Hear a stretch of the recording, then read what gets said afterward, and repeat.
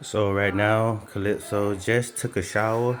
As you can see, she's all wet, fresh. I also cleaned out the cage. Be mindful, I've been having a macaw for probably 15 years. All different kinds from blue and gold, scarlet, and then the Greenwinged.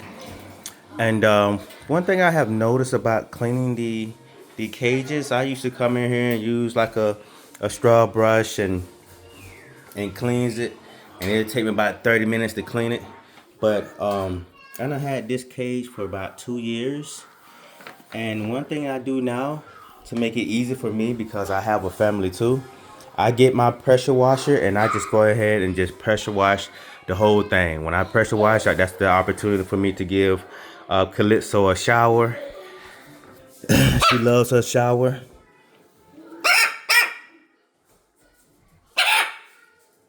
She loves her shower. But as you can see, the cage is nice and clean.